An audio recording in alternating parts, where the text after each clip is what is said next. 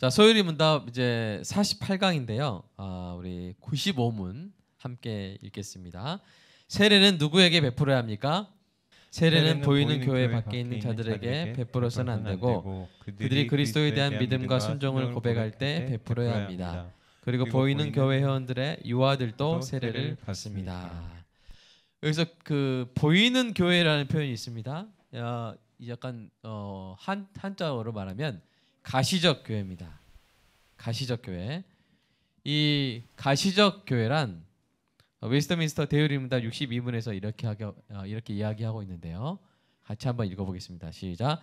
가시적 교회란 어느 시대나 세상의 모든 지역에서 참된 신앙을 고백하는 자들과 그들의 자녀로 구성된 사회다라고 이렇게 이야기하고 있습니다.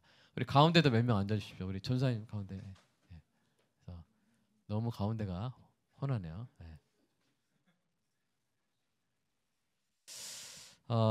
그래서 62문에 여기서 여러분 가장 핵심적인 단어가 뭘까요? 눈앞에 보이는 그 문장에서 가장 핵심적인 단어는 바로 고백입니다. 고백. 네. 우리 교회 홈페이지에도 신앙 고백 있죠? 그래서 우리는 어떤 면에서 가장 중요한 공통점을 가진 사람들이냐면 고백하는 사람들이에요. 참된 신앙을 고백하는 사람들. 그러니까 우리가 서로의 마음을 들여다볼 수 없잖아요. 그러니까 우리가 서로 어떻게 할 수 있어요? 믿는 바를 우리가 고백할 때 그것을 듣고 믿는 바를 알 수가 있죠. 그죠? 이 고백이 바로 가시적 교회의 구성원이 되는 가장 중요한 증거입니다. 그래서 하나님의 눈이 아니라 사람의 눈에 보이는 교회, 눈에 보이는 교회당에 모여서 신앙 고백을 하면서 신앙생활을 하는 사람들의 모임이죠. 우리 빛골 광역교회가 바로 가시적 교회예요. 눈에 보이고 같은 신앙을 고백하는 사람들의 모임입니다. 그럼 불가시적 교회는 무엇입니까? 불가시적 교회, 웨스트민스터 대의문답 63을 한번 읽어볼까요? 시작. 불가시적 교회란 머리이신 그리스도 밑에 하나로 모였고 모여지고 있고 모여질 택자의 총수입니다. 그러니까 이 뭐 빛골 광역교회, 무슨 광역교회, 무슨 교회 이렇게 여러 가지 교회들이 있는데 그런 교회들에 한정되는 것이 아니라 하나의 교회인 거죠. 하나의 교회. 하나의 교회로서 하나님께서 창세 전에 그리스도 안에서 선택하시고 불러서 모였고 모여지고 있고 앞으로도 모여질 그 하나님 나라에 갈, 천국에 갈 그 온전한 하나의 교회를 우리는 불가시적 교회라고 하는 것이죠. 그래서 이 가시적 교회의 총합이 불가시적 교회가 되는 게 아닙니다. 이게 무슨 말일까요?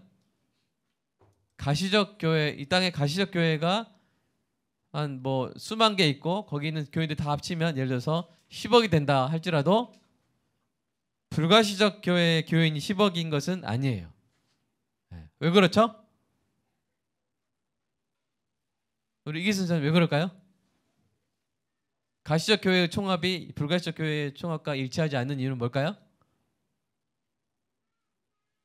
우리 김민규 선생님 뭘까요? 왜냐하면 가시적 교회에 다니는 모든 사람 교인들이 다 참된 신자가 아니기 때문이에요. 그 안에 예수님 말씀이 가라지 자기 의를 추구하는 비신자가 있기 때문에 심지어 추수꾼들도 막 있잖아요. 신천지 여son 그런 사람들 있고 그렇기 때문에 우리 교회의 이 가시적 교회 안에 그런 연약함이 있다라는 것을 우리가 알아야 됩니다. 그러나 그런 형태를 취할 수밖에 없겠죠. 우리가 서로의 마음을 곁들여 볼 수 없기 때문에 한 신앙 고백을 하나의 신앙 고백을 하는 사람들의 모임으로 우리가 교회를 이루고 있는데요. 그러면 세례는 우리 가로 3번 한번 읽어볼까요? 가로 3번 소제목 시작. 세례 받은 사람은 보이는 그 교회에 정식 회원으로 가입하게 되는 거예요. 자, 웨스트민스터 대의문답 165문 읽겠습니다. 시작. 세례 받은 당사자들이 엄숙히 보이는 교회에 가입하게 되고 전적으로 주께만 속한다고 공개적으로 고백하는 서약에 들어가는 거예요. 여기서 우리가 좀 오해가 있는 부분이 뭐냐면 세례 교인은 어떤 사람 성도가 세례를 받으면 그 교회의 세례 교인인 거예요. 그러니까 빛골광역교회에서 세례를 받으시면 그분은 빛골광역교회 세례 교인인 거예요. 물론 그 세례에 대해서 다른 데서 인정해 줍니다. 세례 다시 받거나 그렇진 않지만 그 빛골광역교회 정식 회원이 된다는 의미가 함께 들어가 있는 거예요. 세례를 받을 때. 그래서 보이는, 왜냐하면 그 세례를 줄 때 같이 신앙생활하던 사람들이 최소 1년간 보면서 그의 신앙이 참된 신앙이라는 외적 증거들을 확인하면서 세례를 주는 거거든요. 여러분이 어떤 다른 교회, 예를 들어서 뭐 창대교회에 홍길동 집사가 세례를 받았는데 여러분이 그 사람의 신앙에 대해서 알아요, 몰라요? 모르는 거예요. 신앙도 없는데 그냥 받았을 수 있어요. 네. 그건 우리가 알 수 없는 거예요. 그래서 세례는 뭐냐면 가시적 교회에 가입하는 거예요. 불가시적 교회에 가입하는 것이 아니라 가시적 교회에 가입해서 여러분이 빛골광역교회에서 세례를 받으면 빛골광역교회 세례교인이 되는 거예요. 그래서 유아 세례 받은 사람들이 세례 대신 받는 게 뭐라 그래요? 입교라고 하잖아요. 입교의 뜻이 뭐예요? 교회에 들어오는 거예요. 교회. 그래서 입교라고 하는 거예요. 그러니까 여러분 세례의 의미를 아시겠죠? 세례는 뭐다? 보이는 교회의 정식 회원으로 가입하는 것이다. 그래서 여러분 이것을 분명히 알고 세례 받으면서 이렇게 우리 교회 교인이 된다는 그런 책임감 있는 교인이 된다는 사실을 기억해 주시면 되겠습니다. 그래서 세례는 보이는 교회에 정식 회원으로 가입하는 것이라는 사실을 우리가 기억해야 되고요. 두 번째, 그리스도에 대한 믿음과 순종을 뭐하는 자들에게? 고백하는 자들에게요. 그러니까 이 정말 순종을 잘하고 결과가 정말 아름답게 나야만 세례를 주는 것이 아니라 내가 이제 고백하겠다고, 순종하겠다고 고백하면 받을 수 있는 거예요. 내가 순종하겠다고 고백하면 받을 수 있는 거예요. 그러니까 여러분 그 답 저기 95문 답에 그리스도에 대한 믿음과 순종이 원래 원어로 어떻게 되냐면, 영어로 어떻게 되냐면 in the Christ예요. faith in the Christ. 그리고 obedience to the Christ. 그러니까 이 그리스도에 관한 믿음이고, 그리고 순종은 뭐예요? 그리스도에게 순종하는 거예요. to the Christ. 그것을 고백한다는 거예요. 그러니까 순종을 고백한다는 말의 뜻이 뭘까요? 쉽게 말하면 내가 그리스도께 순종하기로 결정했다는 거예요. 나 이제 그리스도에 순종하겠습니다. 이렇게 다짐하면, 그러면 그것이 바로 그리스도에 대한 믿음과 순종을 고백하는 것이고 세례받을 조건이 되는 것입니다. 세 번째로 좀 많이 난제에 해당하는 부분인데요. 보이는 교회 회원들의 유아들도 세례를 받는다고 우리 대한예수교 장로교에서는 그렇게 고백하고 있습니다. 그러니까 어린 자녀들이 부모의 신앙을 통해서, 신앙 고백을 통해서 하나님의 뭐 안에 있는 거예요? 오늘 여러분 주보 3면에 뭐라고 써 있습니까? 이 아이들이, 신자의 자녀들은 은혜 언약 안에 있는 거예요. 이제 언약의 개념 우리가 철저히 배워야 되는데 시간 나면 제가 이제 성경을 언약으로 공부할 수 있는 그런 시간을 한번 갖도록 하겠는데요. 저와 여러분이 뭐요? 은혜 언약 안에 있음을 인정하여서 세례를 받는 거예요. 여러분 구약 시대 때는 뭘 받았어요? 할례를 받았잖아요. 근데 며칠 만에 받았어요? 8일, 난지 8일 만에 받았거든요. 그럼 그 아기한테 내가 하나님의 백성이 되겠다는 그런 서약이나 그런 걸 받았을까요? 기껏해야 응해 그러겠죠? 네. 뭔 말인지 모르겠죠? 자기도 무슨 말인지 모르겠죠? 그런데 할례를 하는 거예요. 하나님의 백성으로서의 징표를 주는 거예요. 그런 것처럼 유아 세례가 신자의 자녀가 하나님의 은혜 언약 안에 있음을 인치기 위해서 세례를 받는 것입니다. 여기서 우리가 알 수 있는 교훈이 무엇입니까? 구원의 근거는 우리의 능력이 아니라 하나님의 주권적인 은혜에 있으며 하나님의 은혜 언약 안에 있는 부모의 자녀들도 하나님의 은혜로 구원받는다는 거예요. 저와 여러분이 다 하나님의 은혜로 구원받는 줄로 믿습니다. 그리고 우리 자녀들도 지금 여러분 딱 보실 때는 야 어떻게 얘가 믿는 것 같지가 않다, 깝깝하다 그럴지라도, 지금은 그래 보일지라도 우리의 신앙은 뭐냐면 내 자녀들이 하나님의 은혜 언약 안에 있다는 거예요. 이 사실이 주는 위로, 이 사실이 주는 소망을 붙드시기를 주님의 이름으로 축복합니다. 지금 엄마 교회 안 가, 뭐 돈 주면 갈까, 뭐 이렇게 한다거나 이렇게 할 때, 깝깝할 때, 그래도 여러분이 믿으셔야 되는 것은 신자의 자녀는 뭐 안에 있다? 은혜 언약 안에 있다. 자, 우리 이름 부르면서 누구는 은혜 언약 안에 있다. 우리 한번 예를 들어서 여러분 자녀들 이름 부르면서 자녀 수에 따라 하세요. 시작. 한원이는 하나님의 은혜 언약 안에 있다. 동아는 하나님의 은혜 언약 안에 있다. 또 보아, 한별이, 조한이, 보배는 하나님의 은혜 언약 안에 있다. 이 믿음을 여러분 가지시기 바랍니다. 그렇게 세례를 받고요. 단 부모의 신앙 고백으로 어렸을 때 세례를 받았기 때문에 이제 만 14세 이상일 때 자신의 신앙을 고백하고, 그리고 그때 뭐 하는 거예요? 교회요. 이 교회는 불가시적 교회요, 가시적 교회요? 가시적 교회. 눈에 보이는 교회의 정식 회원으로 입교하여 성찬에 참여하게 되는 것입니다. 근데 여기에 대해서 많은 논란이 있어요. 아니 어떻게 자기가 예수님 믿는다고 고백도 안 하는데 근데 세례를 줄 수가 있느냐? 우리 대한예수 장로교에서는 다 성경적인 근거를 가지고 합니다. 그래서 우리 3번에 보시면 초대교회 시절에 어린 자녀들에게 세례를 베풀었음을 알 수 있는 말씀들이 있어요. 자, 사도행전 16장 말씀 한번 같이 읽어보겠습니다. 자, 좀 읽어주세요. 시작.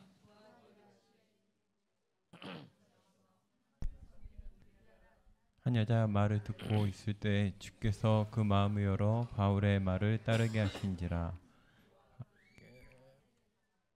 우리에게 청하여 이르되 만일 나를 주 믿는 자로 알거든 내 집에 들어와 유하라 하고 강권하여 머물게 하니라. 아멘. 자, 루디아라 하는 여자가 바울의 말을 듣고 마음이 열려가지고 바울의 말을 따르게 된 거예요. 바울의 말이 복음이겠잖아요. 바울이 무슨 말 했겠어요? 복음 전했겠죠? 그래서 바울을 따르게 된 거예요. 복음을 믿게 된 거예요. 루디아가 믿게 된 거예요. 루디아가. 근데 세례는 누가 받아요? 루디아만 받았어요? 그와 그 집이 다 세례를 받았어요. 여러분 뭐 예를 들어서 그 건물이 세례 받았을까요? 여기서 집은 그 부동산 말하는 게 아니라 뭐요? 그 가족을 말하는 거예요. 다 받았다는 말은 그 가족이 다 받았다는 거예요. 심지어 이제 뭐 하인들도 받았을 수 있어요. 만약에 그런 있다면. 그렇게 한 집을 통째로 구원하신 하나님의 역사가 있어요. 그래서 주 예수를 믿으라 그리하면 너와 내 집이 구원을 받으리라. 그런 말씀 있잖아요. 함께 구원을 베풀어 주시는, 먼저 어떤 사람을 구원해 주시고 그를 통해서 온 가족이 구원받게 하시는 놀라운 하나님의 은혜의 역사들이 있었다는 것이죠. 자, 사도행전 16장 32절부터 또 읽어볼까요? 시작. 주의 말씀을 그 사람과 그 집에 있는 모든 사람에게 전하더라. 그 밤 그 시각에 간수가 그들을 데려다가 그 맞은 자리를 씻어주고 자기와 그 온 가족이 다 세례를 받은 후 그들을 데리고 자기 집으로 올라가서 음식을 차려주고 그와 온 집이 하나님을 믿음으로 크게 기뻐하니라. 아멘. 여기서도 뭐요? 그 중에 다 믿은 사람만 골라서 세례를 준 게 아니라 다 준 거예요. 온 가족을 다 세례를 준 거예요. 자, 고린도전서 1장 16절도 읽어볼까요? 시작. 내가 또한 스데바나 집 사람에게 세례를 베풀고, 스데바나에게만 준 것이 아니라 스데바나의 가족에게, 전체에게 세례를 베풀었어요. 이렇게 가족 단위로 세례를 베푸는 장면을 계속 볼 수가 있죠. 사도행전 2장 보겠습니다. 시작. 베드로가 이르되 너희가 회개하여 각각 예수 그리스도의 이름으로 세례를 받고 죄사함을 받으라. 그리하면 성령의 선물을 받으리니 이 약속은 너희와 너희 자녀와 모든 먼데 사람 곧 주 우리 하나님이 얼마든지 부르시는 자들에게 하신 것이라 하고. 너희와, 지금 이 말씀을 듣고 있는 너희와, 또 뭐라고요? 너희, 자 따라서 자 좀 해주세요. 너희 뭐라고요? 자녀. 그러니까 하나님께서 어떤 가족을 상당히 소중하게 여기시고 구원을 가족 단위로 베푸시는 이런 초대교회 역사들 우리가 볼 수 있고, 이것이 바로 유아 세례를 근거로 유추하는 그런 구절들입니다. 그리고 하이델베르그 요리문답 73일에도 이렇게 되어 있죠. 유아 세례의 근거 같이 한번 읽어보겠습니다. 시작. 어른들처럼 유아들도 하나님의 언약과 하나님의 백성에 속하기 때문이고, 죄의 구속과 믿음을 작동시키는 성령이 그리스도의 피를 통해 부모 못지않게 유아들에게도 약속되었기 때문입니다. 그들도 언약의 표지인 세례에 의하여 그리스도의 교회에 속해야 하고 불신자들의 자녀들과 구별되어야 하는데, 이것이 구약에서는 할례로 이루어졌고 신약에서는 세례로 대치되었다. 이렇게 가르치고 있습니다. 그래서 여러분 이제 유아 세례를 왜 주는지 납득이 되시죠? 그래서 그리고 뭐도 됩니까? 얼마나 위안이 됩니까? 우리가 사랑하는 자녀가 있는데, 나는 예수 믿고 구원 받았는데 내 자녀들은 정말 나중에 지옥 가야 된다면 여러분 마음이 정말 아프겠죠? 그죠? 그런데 우리의 소망은 뭐예요? 우리의 자녀도 하나님의 은혜 언약 가운데 있다. 지금은 믿을 것 같지 않고, 지금은 막 교회를 싫어하고, 지금 내 말 전혀 안 듣고 막 할다 할지라도 하나님의 은혜 언약 안에서 신앙을 고백하게 될 날이 있을 줄로 믿습니다. 그런 믿음으로 세례를 베푸는 것입니다. 그래서 오늘까지 해서 세례에 대해서 함께 배웠는데요. 적용을 한번 해볼까요? 자, 가로 1번 같이 읽어보겠습니다. 시작. 세례 교육은 정확하고 충분하게 이루어져야 됩니다. 정말 세례 교육은 정말 얼렁뚱땅하면 안 돼요. 그냥 어떤 쉽게 할 수 있는 통과 의례처럼 여겨지고, 그렇게 해버리면 세례 받은 것에 대한 어떤 믿음의 위안 이런 것들이 사라져 버리는 거예요. 오늘 쉽던데 그냥 뭐 하다가 이해하면 되던데 하면은 그 세례가 내 삶에 고난이 있을 때, 핍박이 있을 때, 환난이 있을 때 힘이 될 수 있을까 없을까요? 전혀 힘이 되지 못해요. 그래서 세례 교육을 정말 철저히 해야 되는 것이죠. 자, 두 번째 읽어볼까요? 시작. 세례 받고자 하는 자는 그리스도의 믿음과 함께 순종의 결심을 가지고 있어야 하는 거예요. 예수를 믿을 뿐만 아니라 예수를 주님으로 모셔야 돼요. 결정권자로 모셔야 돼요. 우리 뜻대로 우리 마음대로 사는 것이 아니라 하나님의 뜻대로 사는 거예요. 성경적인 결정을 하고 그것을 지키면서 참아가는 삶을 사는 거예요. 그런 결심이 있어야 돼요. 네. 그런 결심. 우리 문기 세례 받았어? 그런 결심으로 세례 받았어요? 네. 잘 받았네. 어디서 받았어요? 네? 우리 광역교회에서 받았어요? 네. 그렇게 해야 돼. 그렇게 가르쳐야 돼요. 정말 그리스도께 순종하겠다 라는 결심을 가진 자에게 세례를 베풀어야 되는 것이죠. 세 번째 한번 읽어볼까요? 시작. 세례는 교회의 양적 성장의 도구나 거치료로 베풀어서는 안 돼요. 절대로 함부로 베풀어서는 안 돼요. 그 사람에게 한 번 있는 기회예요.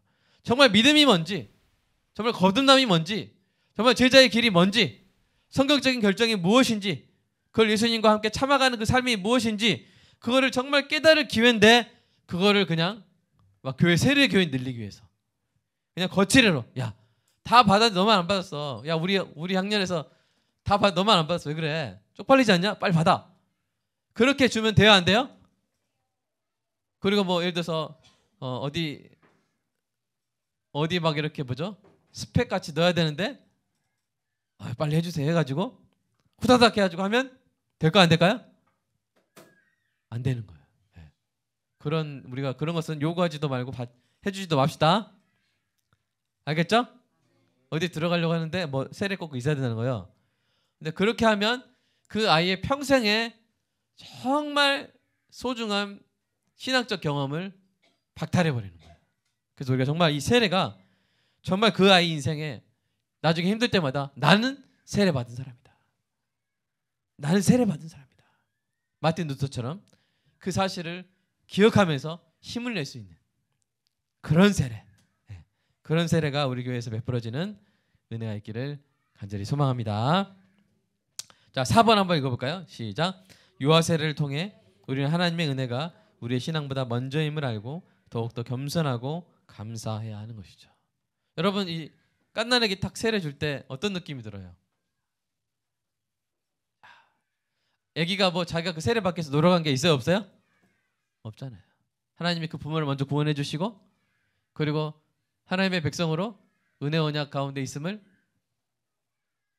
그 징표를 주시기 위해서 세례 받게 하시는, 완전히 은혜죠. 완전히 은혜로 구원받는 거잖아요. 그러니까 여러분이 그 갓난한 아기들이 세례를 받을 때 내가 저와 같은 상태였는데 저 아기처럼 아무것도 모르는 나였는데 하나님이 나를 불러주시고 나를 구원해 줬구나 하는 것들을 우리가 깨달으면서 겸손하고 감사하는 그런 소중한 기회로 세례가 있을 때마다, 세례식에 참여할 때마다 그렇게 잘 사용하시기를 주님의 이름으로 축복합니다. 그러니까 제가 방금 세례를 사용한다는 말 했잖아요. 여러분 되게 생소하시죠? 아니, 세례를 사용해? 여러분, 세례를 사용하라 그런 말 들어본 적 있어요, 없어요? 우리 있으세요, 없어요? 권사님? 세례를 사용하라. 아마 없으실 거예요. 없다고 하세요. 자, 진행을 위해서. 자, 세례를 사용하라. 근데 사실은 우리 신앙의 선배들이 세례를 사용해 왔어요. 어떻게? 예? 뭐 그런 것. 예. 예. 세례를 사용해 왔어요. 우리 선배님들이. 그죠? 어떻게 사용해야 되는지를 대요리문답에서 이미 다 밝혀놓은 거예요. 여기 보시면 자, 한번 자, 대요리문답 167문 우리는 세례를 어떻게 잘 사용할 수 있습니까? 한번 읽어볼까요? 시작. 필요하지만 소홀히 되어 있는 세례를 잘 사용하는 의무는 우리의 일평생 동안 특별히 시험을 당할 때와 다른 사람들이 세례를 받고 있는 자리에 참석했을 때 이행되어야 할 것입니다. 좀 어려운 말이죠. 이게 영어체라서 쉽게 말하면 세례는 그냥 받아놓고 잊어버리면 되는 게 아니라 늘상 그 세례를 우리의 믿음의 진보와 성화를 위해서 항상 리마인드하고 상기해야 한다는 거예요. 나는 세례 받은 사람이다. 그 세례의 의미를 기억하고 그렇기 때문에 난 이렇게 결정하고 이렇게 살아야 된다. 그렇게 거룩하게 사용해야 된다는 것을 이야기하고 있는데요. 구체적으로 1, 2, 3 사실은 5, 5, 6 두 개 더 있었는데 너무 좀 어려워가지고 제가 그냥 간추려서 1, 2, 3, 4 네 가지로 했습니다. 좀 이게 약간 영어를 그냥 그대로 어순을 그대로 번역한 거라 좀 어려울 수 있는데 한번 천천히 한번 읽어보겠습니다. 자, 동그라미 1번. 자, 시작. 세례의 특성을 그리스도께서 그것을 제정하신 목적과 우리에게 주어지고 보증된 특권들과 혜택들 그리고 거기서 행한 엄숙한 서약을 심각하게 또 감사히 고찰함으로써 뭐 해야 된다고요? 세례를 이용해야 된다고요. 세례를 사용해야 된다고요. 이게 얼마나 큰 특권인가. 세례 받은 나에게 이 세례가 얼마나 큰 특권인가. 하나님 나를 얼마나 특별히 사랑하시는가. 또 내가 얼마나 엄숙하게 서약했는가. 내 마음대로 살고 싶을 때에도 세례를 생각하는 거예요. 아니지. 나는 세례 받은 사람이지. 나는 그리스도께 순종하기로 서약한 사람이지. 내가 이래서는 안 되지 하면서 어떤 잘못된 결정을 할 수 있는 순간에도 내가 세례 받았음을 생각하고 다시 돌이키는 거예요. 우리가 이렇게 세례를 사용하시기를 주님의 이름으로 축복합니다. 자, 동그라미 2번 읽어볼까요? 시작. 우리의 죄악의 더러움 때문에 세례의 은혜와 우리의 약속에 있어서 우리의 미흡함과 역행함으로 인해 겸손하여 짐으로써. 예.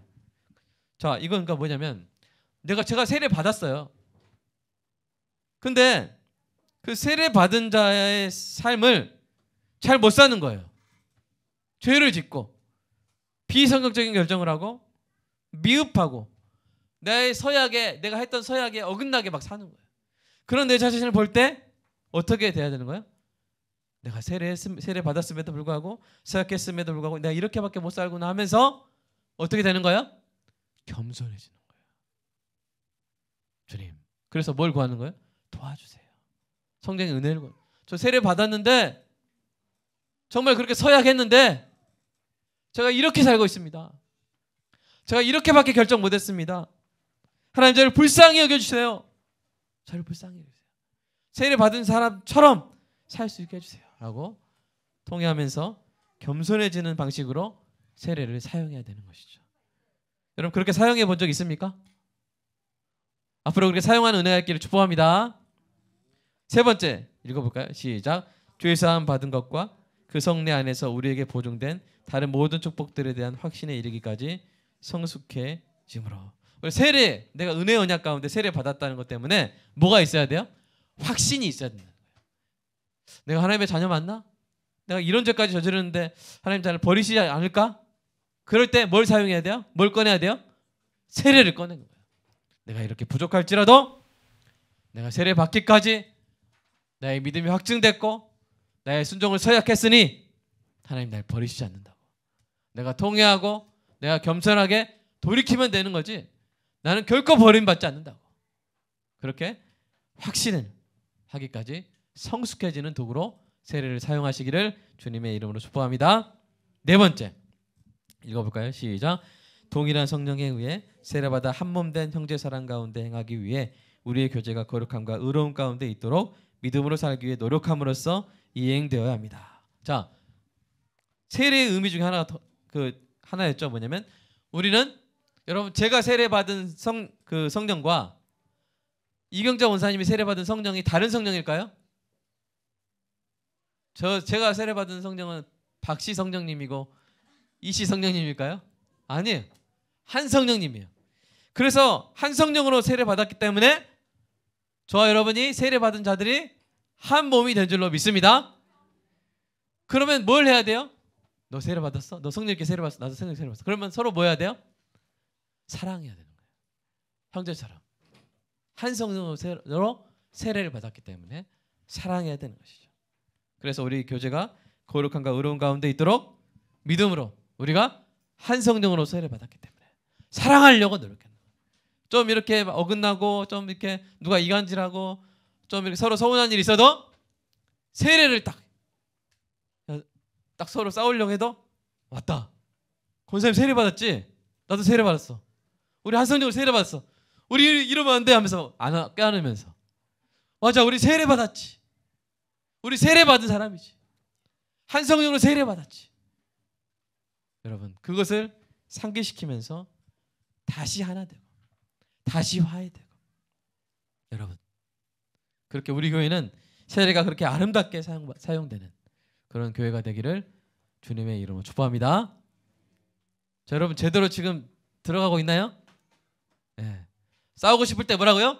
맞아 우리 뭐 받았지? 세례 받았지. 우리 정신 차리자. 집사님 우리 정신 차려요. 권사님 우리 정신 차리죠. 우리 뭐 받았으니까? 세례 받은 사람이잖아요. 우리 세례 받은 사람이잖아요. 한 성령으로 세례 받은 한 가족이잖아요. 하면서 이렇게 관계가 회복되고 그리스도의 교제가 회복되는 놀라운 은혜가 있기를 주님의 이름으로 축복합니다. 세례를 잘 사용하세요. 자, 기도하겠습니다. 하나님 감사합니다. 하나님 어떤 대상에게 세례를 주어야 되는지 그리고 우리 유아들에게 자녀들에게 세례를 주는 것이 얼마나 놀라운 은혜의 그 언약 안에 있음을 밝혀주는 징표인지 그리고 이 세례 한 번 받고 지나가는 것이 아니라 어떤 통과 은혜처럼 지나치고 잊어버리는 것이 아니라 세례 받은 이후에 늘상 사용해야 됨을 늘상 세례를 기억하면서 일평생 특별히 시험 당할 때 그리고 다른 세례 받은 사람들과 함께 할 때 항상 이용해야 되는 거룩한 도구임을 기억하게 하시고 오늘 깨닫게 하시고 그래서 이 세례 받음이 우리를 겸손하게 하시고 이 세례 받음이 우리를 감사하게 하시고 이 세례 받음이 우리를 성숙하게 하고 이 세례 받음이 우리를 하나 되게 하는 놀라운 역사가 있게 하여 주시옵소서. 하나님 이제 주일 오후 평안히 쉬다가 내일 또 세상 가운데 나갑니다. 하나님 교회에서 힘받아 세상에서 힘쓰게 하시고 순간순간 결정해야 되는 순간마다 성경적인 결정을 할 수 있는 지혜를 부어 주시옵소서. 예수님의 이름으로 기도합니다. 아멘.